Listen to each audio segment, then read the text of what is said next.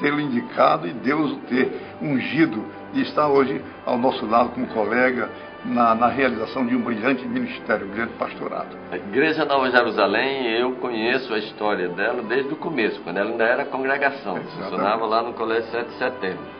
E depois de um período de mais ou menos 7 anos sem vir aqui, eu fui convidado para vir para a Igreja Nova Jerusalém.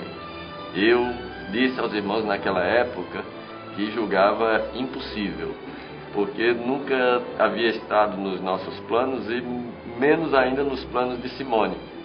Simone não queria sair de Campina Grande para ir para lugar nenhum, e isso era inegociável. É tanto que quando o pastor Patrício, naquela ocasião, estava à frente da igreja, como pastor emérito já, ele disse: olha, vamos lhe fazer um convite, aceite que é de Deus. Eu digo: bom, se for de Deus eu tenho que aceitar, pastor, mas eu preciso ter certeza que é de Deus. Ele disse: vou mandar Deus lhe dar um sinal. Eu disse: eu não quero sinal facilzinho como a lãzinha de Gedeão, não. Eu quero uma coisa mais complexa. Eu quero que ele convença o coração de Simone a vir. E aí Deus fez, e aí eu não pude deixar de vir. E hoje ela está satisfeita? Muito satisfeita. Para nós tem sido uma experiência muito boa. Eu fico impressionado e ao mesmo tempo encantado com a oportunidade que Deus nos deu de conhecer essa igreja mais de perto. Se eu pudesse definir aquela igreja numa única palavra, a palavra seria generosidade. Amém. Que ótimo, graças a Deus. E o trabalho, graças a Deus, vai está crescendo. Nós agora estamos com 2 cultos. No domingo pela manhã, começando às 10h30, após a escola bíblica, que começa às 9 horas, e um outro começando às 18 horas. Os 2 cultos são absolutamente iguais, o mesmo pregador, a mesma pregação, o mesmo louvor. Certo. E Deus tem abençoado e os 2 cultos estão crescendo. E o desafio é a cada mês ter um culto de manhã e à noite com todos os lugares ocupados. E Deus vai fazendo a obra. Vem aí, pastor, a Semana Santa. Com certeza a Igreja Nova de Jerusalém estará integrada nessa programação, nessa comemoração, porque é do feitio dela, né? Agora, no último Natal, um irmão me procurou, o Alexandre, ele é diácono, e ele questionou porque muitas vezes nós comemoramos mais o Natal do que a Semana Santa. E aquilo ali me deixou pensando que nós precisamos dar uma ênfase ao que se celebra na Semana Santa. Porque Jesus Cristo escolheu, embora tendo feito inúmeros milagres, ele escolheu ser lembrado pela sua morte, quando ele institui a Santa Ceia. Fazer isto em memória de mim. Ele poderia ter escolhido ser lembrado por curar cegos, por transformar água em vinho, multiplicar pão e peixe, acalmar a tempestade, mas ele disse: eu quero ser lembrado pelo Calvário. Eu penso que é porque no Calvário ele realiza o maior de todos os milagres, que é a salvação de pecadores que estavam destinados à condenação eterna. Ali no Calvário é que Jesus muda a minha história e muda a história dos nossos telespectadores. E ele quer ser lembrado por este momento. De modo que eu pretendo, na programação da Semana Santa deste ano, estar a cada dia da semana estudando na palavra o que aconteceu com Jesus Cristo naquele dia. E assim montar todo o itinerário e todos os fatos da última semana de Jesus Cristo, culminando com a celebração da ressurreição no domingo. Ótimo. Meu prezado amigo, você ouviu que coisa maravilhosa, que relato maravilhoso. É uma história de vida. E você tem um convite muito especial para chegar até este santuário. Está localizado aqui na zona leste da cidade.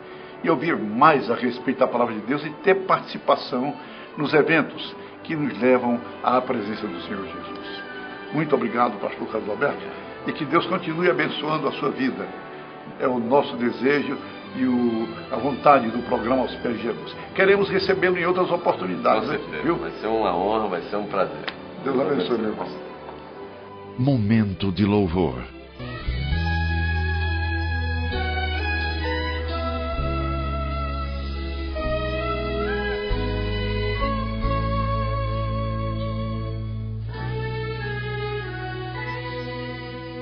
Power mesmo assim, sabes que tentei mudar, sabes que não consegui por mim mesmo. Eu sou contra o mal querer, mas em ti eu vou vencer. Devo confiar em ti, Pai. Sou contra o mal que há em mim, sou contra os maus ideais. Dá pra me aceitar assim, eu vou tentar mudar. Preciso ouvir tua voz dizendo: vem como estás. Me aceita, oh meu Pai.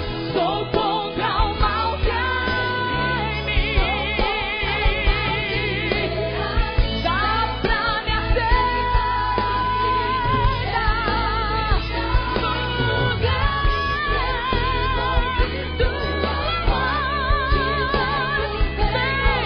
Vem como estás, vem como estás. Me aceita, oh meu Pai, oh Senhor. Me aceita, me aceita, oh meu Pai.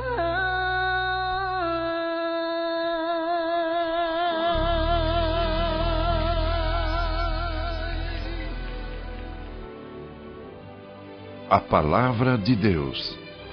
Meu querido irmão, minha querida irmã, eu gostaria de convidá-lo agora para um momento de reflexão na Palavra de Deus.